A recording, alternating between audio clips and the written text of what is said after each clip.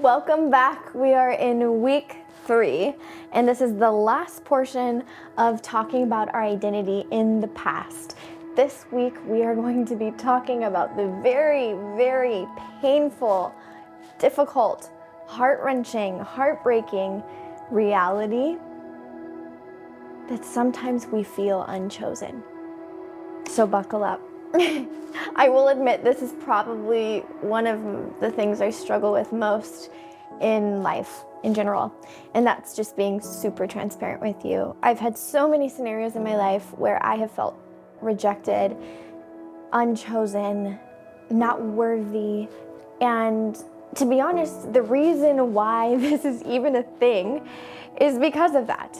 I created this I Am jar and subsequently the series because I went through a huge time in my life where I felt so rejected and I felt so hurt and so broken, and I just believed that God had better for me, that I didn't have to partner with the lies of feeling rejected and the questions of what about me wasn't good enough, or what could I have done better, or was I too much, was I too excited, was I too weird, was I not cool enough, was I whatever it be. Those questions would run through my mind when I felt rejected, especially if you're thinking about romantic relationships. I'm sure we've all gone through just that feeling of rejection from someone that we deeply care about, and that can hurt so bad, especially if we don't have a right understanding of what it means, and that we make sure that we don't partner with it and declare that over identity. Because God actually says that you are chosen. And it has nothing to do with your choice. He fully chooses you. Fully chooses you. And we're going to dive into this because I think it's a very important topic, that we need to walk in our lives with the knowledge and understanding that we are chosen, and that anybody else's rejection cannot actually infiltrate the identity of the fact that we have already been chosen by God, because He declares it and nobody else actually can trump that authority. But it's only when we partner with that spirit of rejection then we start to believe that we're unchoosable, we're unworthy, or that we are supposed to be rejected, right? Or that there's something wrong with us because somebody didn't want to choose to partner with us in whatever that be, whether that be a school, family member, relationship, friendship, any of that. We're going to work through getting in alignment with the idea and concept that we are fully chosen by God. Like I said, I have been through rejection many times over my life, and it has caused so much pain for long periods of time. You know, sometimes how we're like, oh, I wish I could just be over this, or I wish it didn't matter. I think it's important to honor what you're feeling and to be kind to yourself and gentle to yourself for feeling it. If you're feeling rejected, you don't have to shame yourself for hurting. That's a very painful thing. You don't have to deflect and pretend that it's not there and just say, God has a plan. Yes, He does have a plan, but I think it's in the intention you say it. I want you to honor your feelings and honor your emotion. Give yourself space to feel the pain of that, and to know that both scenarios can be true. I can be going through pain and I can still have gratitude that God has a plan. And I can still go through and have these seemingly juxtaposing positions collide. They can coexist. They don't have to be one or the other, but you should never deflect how you're feeling or never invalidate what you're feeling, the pain that you're feeling, and just pretend that it's not there. So I want to get honest. We're inviting these conversations in. We're inviting these emotions in. Those emotions of feeling pain and rejection are welcome here right now. They're welcome here in this space. They're welcome here in this chat. They're welcome here in this time together, because that's a normal human feeling, and it's okay to feel that.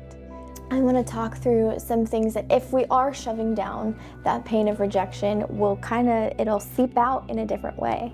You know, when you have a balloon and you smush it and it pops out in a different way because that air isn't gone. You know, you'd have to pop the balloon to let the air release. But if you're just shoving it, it's gonna jump out in different areas. And I think that sometimes if we ignore the pain that we're feeling around rejection, it will pop out in different places. In the sense of, oh, I'm feeling rejected and I'm feeling unchosen. And rather than sitting with that and allowing yourself to come to peace and acceptance with that and saying, okay, well, God, but what do you say about me? Rather than doing that, sometimes we try and do it in our own strength and we go into fix-it mode, right? Because we had those questions of, well, why didn't they choose me? Or why did they not want to be with me? Or was I not good enough? Was I not smart enough? Was I not kind enough? Was I not giving enough? Was I not fun enough? Whatever that question may be, sometimes in life, subconsciously, if we don't deal with it and get honest with ourselves, we will start to fix ourselves. And we will think, oh, well, they rejected me because I wasn't valuable enough. They didn't value me enough.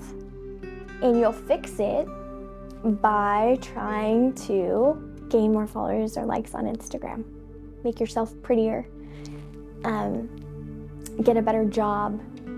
We try to actually construct this version of ourselves that's fueled out of pain. Sometimes we try to construct this version of ourselves that is unrejectable, right? And we start to pursue careers. And maybe this is with mom and dad. Maybe mom and dad said, you need to be this job and this career. And this needs to be what you do with your life. And it would feel like rejection if you did anything else, because they would be disappointed, right? And so you mold yourself, you deal with that pain of potential of being rejected by molding your life into what they want it to be. And you choose the career that they want, and you choose the city to live in that they want, and you choose the lifestyle that they want because you don't want to be rejected from them, right? It's the same thing. And so we craft ourselves into this place because our natural tendency is to try to avoid pain in life in all regards. That's like a little helpful hint. A lot of the times our natural tendency is to try to avoid pain. That's why we push people away when we feel really loved by them, because we're scared that they're going to leave or they're abandon us, right? Sometimes we have these guards where we're like, I'm so scared of pain, and so we want to run away from the vulnerable things, or we want to run away from the amazing relationship because we're like, this is too good to be true. In that same vein, we try to avoid pain by sometimes making ourselves unrejectable, right? We craft this life, we get all this money, we get all these Instagram followers, we look super fit and we're ripped and we got the six pack and we're gorgeous and our hair is done and our nails are perfect and we're just so cool. We know how to do everything. There's nothing we're just good at everything we do. And you're essentially making yourself unrejectable, so to speak, or so you think. I'm always fun. I'm always the fun person. I'm always the smartest person in the room. I can never be rejected, or I know that I can't be rejected in that category. Again, I'm not saying that this is always the case, but sometimes, let's get honest with ourselves, sometimes we do these things, even subconsciously, in order to feel more choosable. And I want to remind you that there's nothing that you can achieve that makes you more choosable. And not only are you choosable, but you're already chosen. You are already chosen. You're already chosen. And you may say, Annika, okay, that's great. That's so great. I still don't feel super great about that.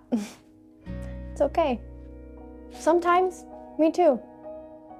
And that's where there's this struggle and tension in faith, is sometimes what we are experiencing and what we believe.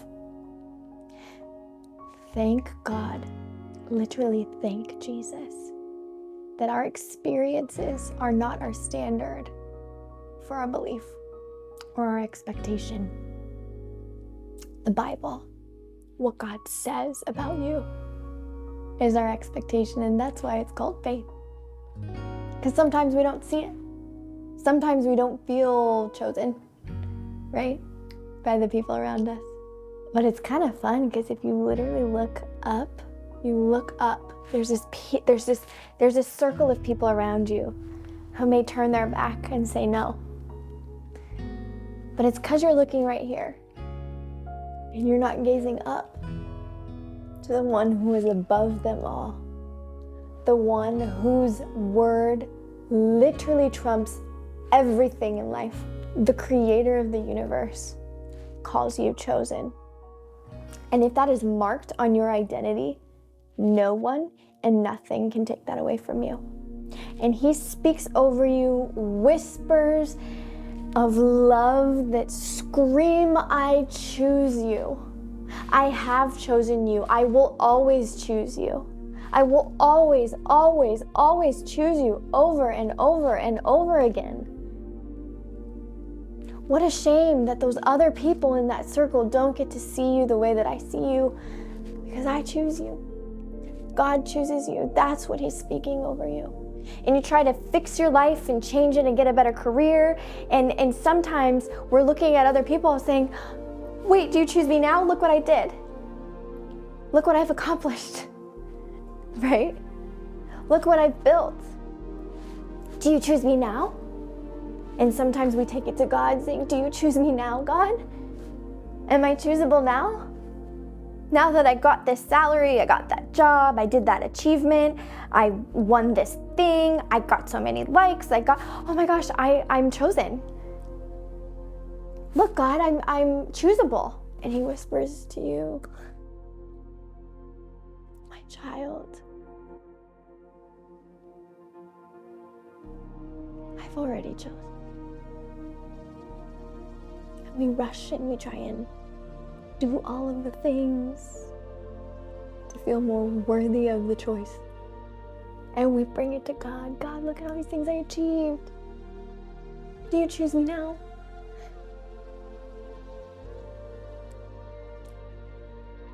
And he says, my child,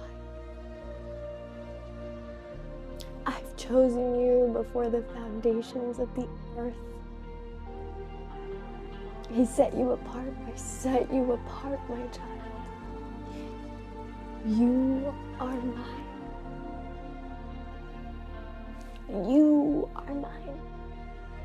You are mine. So when I bring him all of my things that I think make me choosable, that I think mean finally I won't be rejected. Oh, ye of little faith. None of that makes you more choosable, because I chose you even before you did a single thing. Jesus was chosen and anointed before he ever performed any miracle. Before you ever do a single thing, you are chosen and you are set apart. And you may think, okay, yeah, great. Easy for you to just say, look what you're doing all this kind of stuff. No. Same thing as the forgiveness. Sometimes we speak it over other people and it's hard for us to receive it ourselves. We believe it for others, but not for ourselves.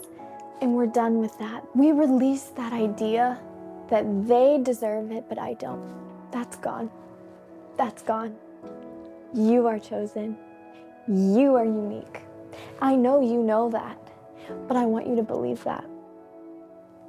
That you are choosable. That you have been chosen. Every single day of your life you were chosen, even when you didn't feel like it, because God wrote that over your heart, over your mind, over your body, over your soul, over your thoughts. It is part of your identity, interwoven in your veins. You are chosen. You are chosen.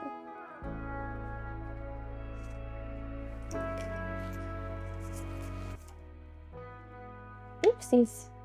I want to read a few. That's okay. A few little scriptural affirmations, because I want you to feel this and I want you to know it's true. I am chosen. You can speak that over yourself every single day of your life because it's true. 2 Thessalonians 2:13.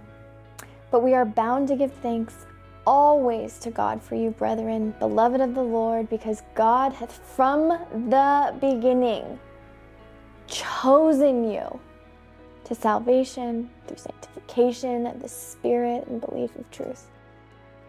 You've been chosen. You're special. You're chosen for a reason. I am chosen and dearly loved by God. Colossians 3:12, as God's chosen people, holy and dearly loved, clothe yourself with compassion, kindness, humility, gentleness, and patience. You're God's chosen person. He chose you before the foundations of the world. Chose you to know him. He chose you and has an anointing and a purpose on your life. He chose you and you are unique. You are set apart. And that can't be removed. You are chosen. You're literally picked. Before you were even formed, God said, I want you. I want you. I want you. His choice isn't out of obligation. Thank God. Thank you, God. It's not out of obligation. It's out of pure choice and pure love for you. It's out of pure love for you. Pure choice, pure desire to be near to you, to know you, for you to know him, for relationship with Jesus. That was his choice. And he'll choose you every day to the day you die. And even after that. He'll choose you every single day. And when you walk in that knowing that his yes is over your life, it gives you a different perspective. It gives you a whole new perspective. A beautiful one. But for this week's little exercise,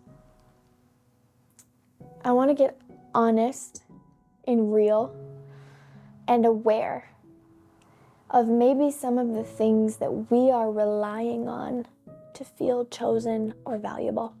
I want you to kind of list out a few things that you're pursuing in life, whether that be goals, your career, your friendships, the way you portray yourself on social media, what you're pursuing, anything, whatever it be, you know the category on your heart.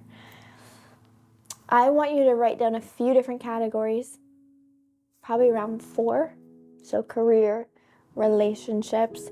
I want you to write down the way you portray yourself, whether that be through your attire or social media or your makeup and hair, blah, blah, blah, clothes. And I don't know, pick another category you feel like aligns with you. And I want you to list why you are pursuing those things or why you do what you do. So for example, let's go to the clothing, attire, appearance, let's go in that category.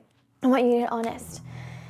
And we can go through and say like, okay, I wear these type of clothes because I actually think they make me look really pretty and I like that. And that's okay. It's not a bad thing. Or I like these brands because it makes me look like I'm of a higher status or that I have more money or it's showing off or maybe not.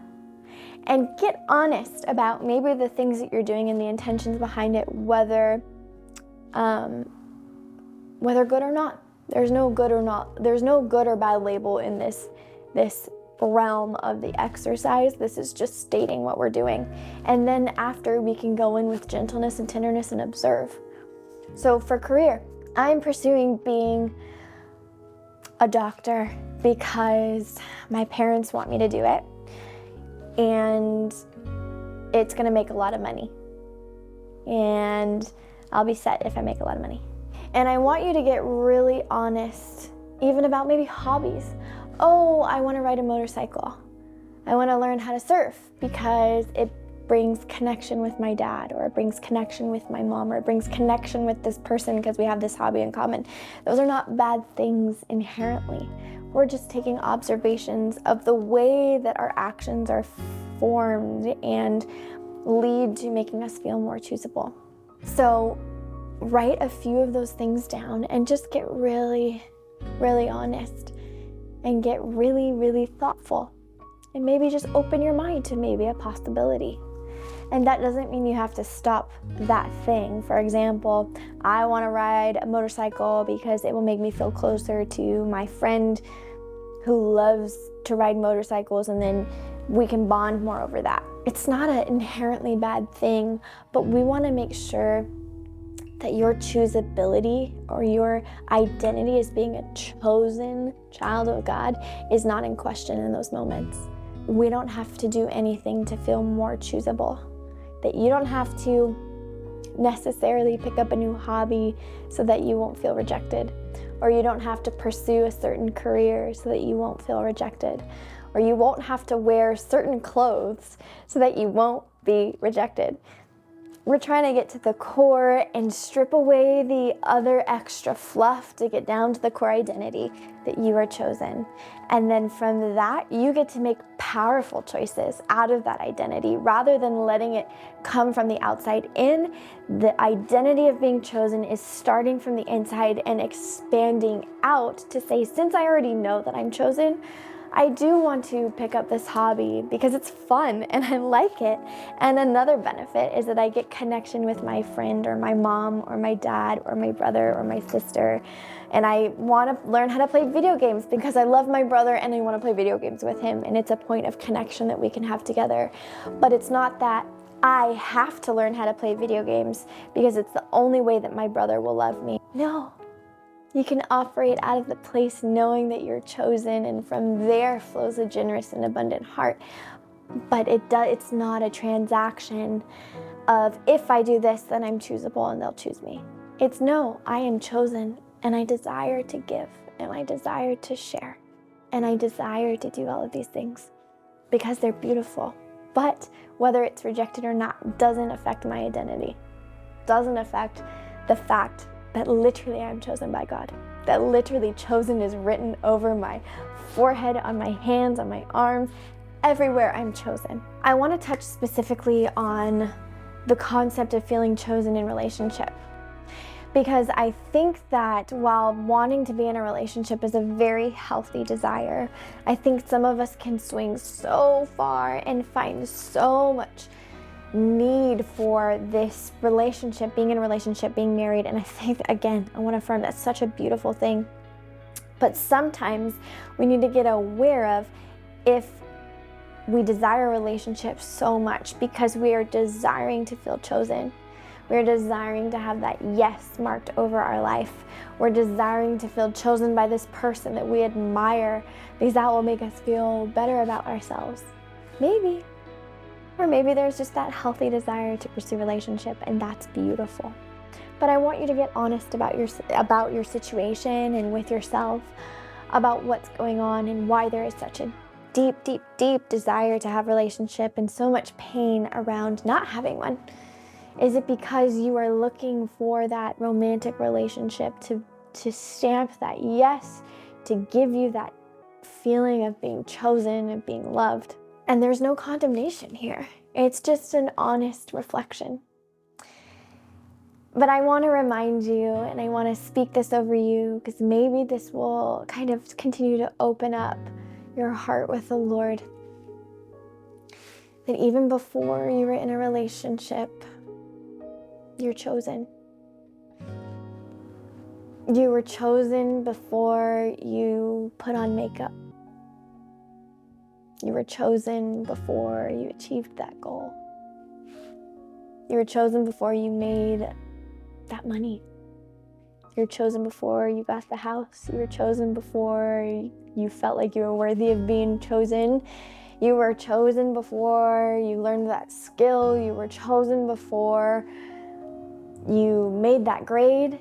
You were chosen before you were in that friend group. You were chosen before you felt beautiful. You were chosen before you figured out your style. You were chosen before You got a new closet and wardrobe. You were chosen before they rejected you. You were chosen before that college said no. You were chosen before that job didn't work out. You were chosen before all of it. And nothing,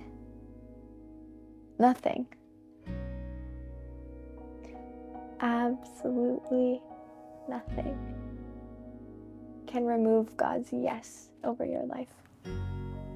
So get really honest with yourself in those few things and start to observe. And I was going to say evaluate, but just get curious, because evaluation is often with judgment. And we don't want to say that it's bad that all of these things are happening. If you are taking actions to feel more choosable, that's not a bad thing. We just get aware. And we can then root our identity in the fact that we are chosen by God and have that be our wellspring of life that outpours into all of our other actions and things that we pursue. Also, when you're operating from a place of knowing that you are fully chosen, it gives you this power and permission to really go after the things that you know you are anointed for. And I'm kind of teasing a little bit for the future episodes, but we're going to start talking about purpose and talking about how a very strongly rooted identity will springboard you into your purpose, so that we don't have to make our decisions on our purpose based on feeling chosen or the need to be chosen, because we already know that that's fulfilled. That need is fulfilled through God. And so once we both together are continuing to work through healing our identity and having this right alignment of our identity with God, it frees us up to not be hindered or even manipulated by these subtle needs that we feel aren't met, that we go try to meet in other things, such as a career, feeling chosen, or an Instagram profile, whatever. So thank you for just being here with me today. Thank you for honoring this space. Thank you for honoring yourself. And just continue to get curious and pray through those things and ask God for help. And get honest about, okay, well, if I knew that I was fully chosen, what would I do? Or if I knew that I was fully chosen, would I make the same decision?